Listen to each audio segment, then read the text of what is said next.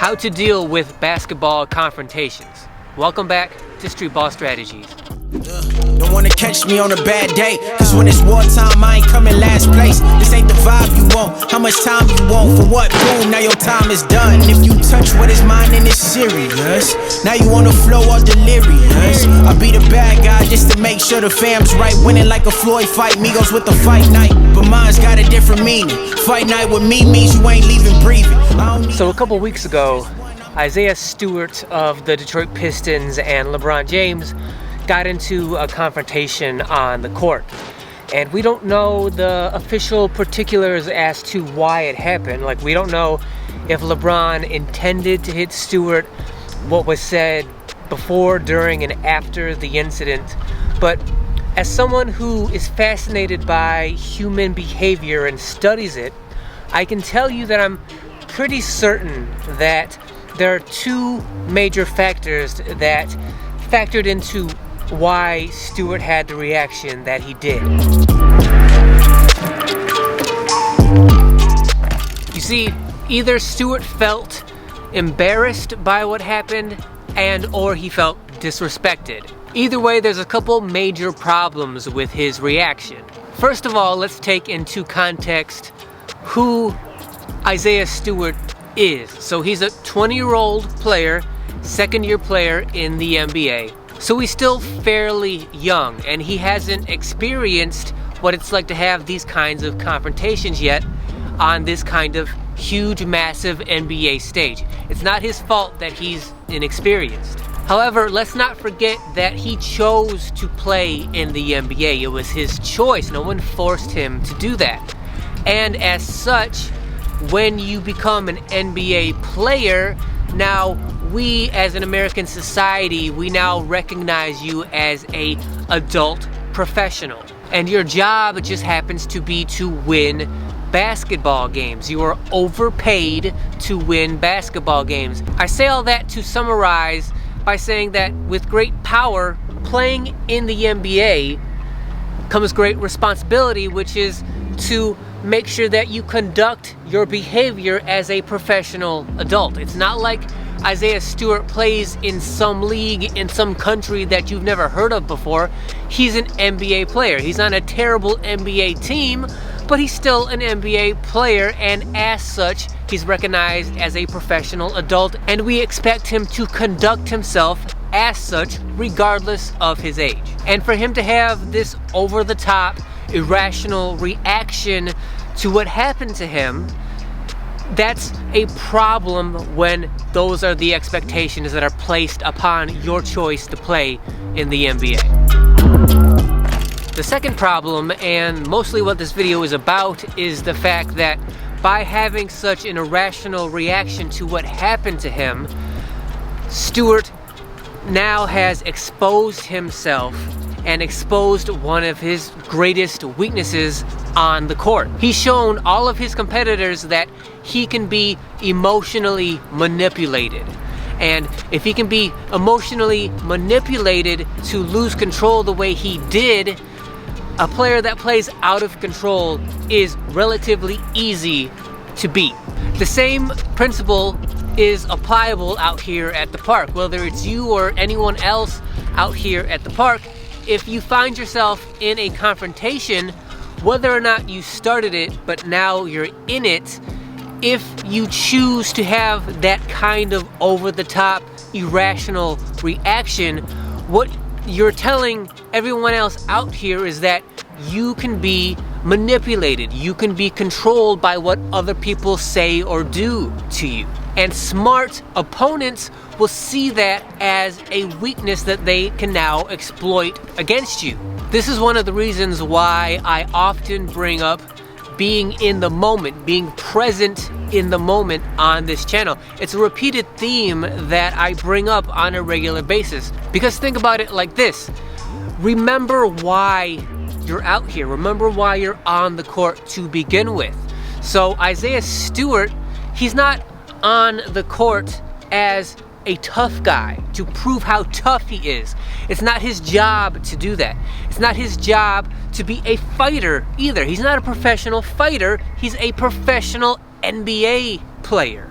When you are out here on the court, remember why you're here. Remember your purpose. That should always be at least in the back of your mind, which is that you're out here because you love basketball. You love competing because competing allows you to see where you are as a basketball player, how good you are, how good you're progressing, what level you're at. And pushing yourself by competing is enjoyable. That's why you come out here, because you enjoy it, you love it. But when you allow outside external forces to get to you the way that LeBron got to Isiah Stewart, whether it was intentional or not, now you're allowing yourself to be taken out of your game. And in doing so, you have now shown everyone on the court that you have this weakness that can be used against you. They're having a lot of trouble just trying to settle him down. I mean, his temper is just ridiculous. He'll probably do the old thing where he runs along the tunnel and comes out the other side. Try to come out the other end. That happened at Staples Center a number of years ago. They are warning the Lakers bench to watch for him coming out the other side. They were definitely in chase mode. I know there's some police now going down the tunnel. Now you may be thinking to yourself, well, come on, Tony, what is Stewart supposed to do? What am I supposed to do if someone calls me out here on the court, if they embarrass me, if they disrespect me? What am I supposed to do? Just lay down and take it like a punk? Not exactly, but kind of. Again, stay in the moment, stay present, know why you're out here. You're not a fighter, you're not trying to be a tough guy, you're trying to win and play good basketball. So if you feel embarrassed, if you feel disrespected, know that's fine. It's fine to feel however you feel out here. You are not supposed to control what and how you feel about things. However, what you can and should always do is control your reaction to those feelings. You control your emotions. You do not let them control you. So what you should do, instead of fighting and yelling and screaming and having all that bravado and wasting all that time, you should take out your frustrations in a legal basketball sense. You came out here to play basketball, to play good basketball, to win basketball. So now, regardless of what is said or done to you, that's what you do. You play good, hard, hustling basketball and take out your frustrations by dominating that person that created this confrontation. If you don't yet have the abilities to dominate someone who's confronting you like that, then you just got to do what you got to do, which is to practice, train, come back, try again, try better, harder next time. I know that doesn't sound like a very fulfilling solution in the moment when you're angry and frustrated and you just want to take it out on the person that's irrationally trying to antagonize you. But again, remember why you're out here, right? You're not out here to fight them. You're not out here to be a tough guy. You're out here to play good, solid basketball. If you never lost control in the first place, maybe they would talk the occasional trash to you just to test you, just to see if they can manipulate you. But when you don't respond, when you don't lose control, eventually that goes away. But if you do lose control, if you do have an irrational reaction, the kind that Isiah Stewart had, now you're gonna have to spend so much time trying to dig yourself out of that hole to prove to everybody that they can't do that to you again. And look, I've been there before. I've had stupid reactions to stupid circumstances and situations out here myself, and I've seen other people do it many, many times over my 30 years. And in all of those circumstances, 100% of the time, looking back, in retrospect, it would have been better for everybody, all the people I witnessed and myself, that to just play ball and take your frustrations out in a legal basketball playing sense. It wastes time and it shows weakness, and it's not necessary, and you don't have to make that choice. You can choose to play ball as smart and as hard as you can in retaliation to that confrontation instead of flying off the handle. So instead, just ball out and get your revenge that way. It may not even come during that particular game or that particular day, but that's what practice and training and bettering yourself is for, so that one day you will be able to rise above that, and maybe you'll play that same person.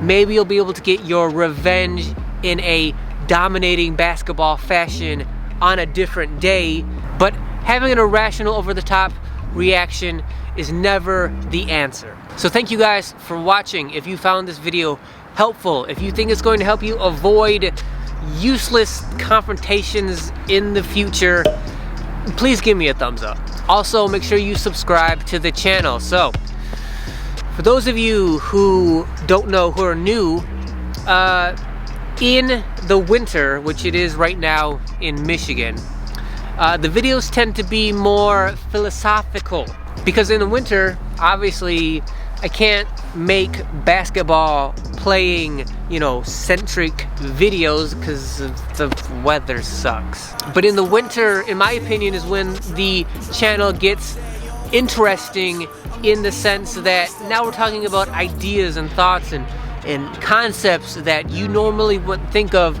in season because you're so focused on trying to play the best basketball you can. In the winter, we focus on ideas and concepts and philosophies. And to me, that's kind of the backbone of this channel. That's what separates me from the other basketball YouTubers. So make sure you subscribe to the channel so that you don't miss any of these winter videos. And to make sure you don't miss any of the winter videos, make sure you hit that notification bell so that you are guaranteed to know when all of these videos, all of the new videos, come out. So thank you guys again, and I will see you next week. Feeling like Steph in the booth, I don't miss none, so leave it up to me anyway.